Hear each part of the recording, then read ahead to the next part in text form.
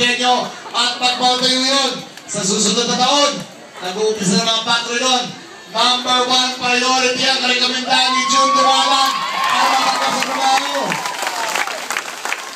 Alam nyo, ay ang problema natin eh. Patabi tayo ng patabi, pero ang hanap buhay, napakahirap na. Ang dagat, hirap na ngayon. Dati mga asawa nyo, nag-uwi, 5 kilong ng isda. Kumikita 500 hanggang 600, 1,000 isang araw. Ngayong kinikita, swerte na mga kauwi na 1 kilo. Swerte na kumita 100. Tama ba yun? Ang mga misis kawawa. Pag ang mga misis kawawa, malungkot. Basta malungkot ang misis, malungkot rin ang mister. Diba? Ano? Walang makain. Kaya mabuti na magdagdag tayo ng hanap buhay. Kaya nagtatayukan kami doon. Lahat ng klaseng factory itatayo, kaya marami kayo magiging trabaho. Alam nyo doon sa amin sa Imus, ang pinakamalaking factory doon yung Yasaki, nakita nyo yun? Ang factory ng Yasaki, 14,000 trabaho yun. Ang nadagdag. Ang 14,000 trabaho doon sa Yasaki, kakaiba doon. Ang makina doon, basta mo ang bakal, ang lumalabas. Alambre. Doon sa EPSA, nakita ka po ito ng Iron? Ang mga makina doon, di pa rin. Basta pasok mo tela, ang lalabas, damit. Doon sa Gentryas, nakita niyo factory ng Pure Foods. Doon, kakaiba doon, basta ipasok mo baboy, ang lalabas, hotdog. Pero dito ngayon, sa inyo, kakaiba mga factory dito. Dito sa inyo, basta ipasok hotdog, ang lalabas, bata. Parami ang bata. Tama ba yun?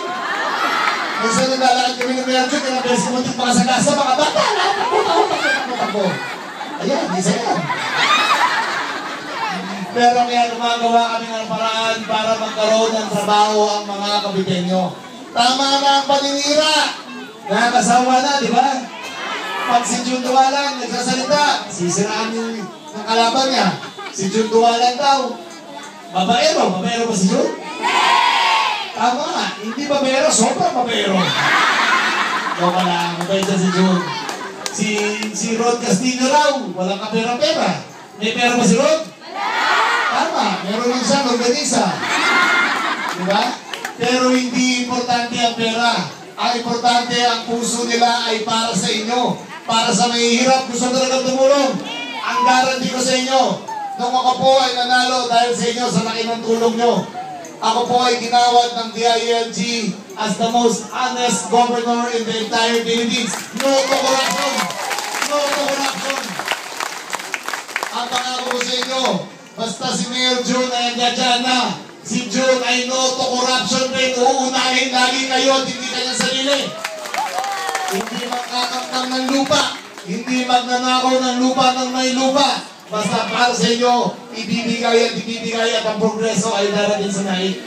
Dapat kung magmahalan na lang tayo, isang sinaan. Nakakalungkot, basta doon yung mga kalaban namin. Ako po, ano pinagsasabi. Pero sa aming programa, sa aming kinabukasan, sa amin ay para sa inyong mga anak. Mga kaibigan, magtulungan po tayo. Mahalin po natin si June, mahalin po natin si Rod. Si Gilbert, kahit hindi mahalin yun. Dahil mahal nyo si Gilbert, di ba? Sino pa sa amin ni Gilbert? Nay, sabi ko na nga ba makamundo ang pagnanasa mo sa akin. Sana ho magtulungan tayo. Malaki po ang hinaharap ng naik at maraming maganda mangyayari sa naik. Magkasama po ni Mayor June. Mahal ko namin kayo. Maraming salamat. Ako yung naik, ako yung kapitid. Maraming salamat po. Maraming salamat. Palampakan po natin ang ating gobernador sa Mayo 14, Gobernador Dandy Craymulla.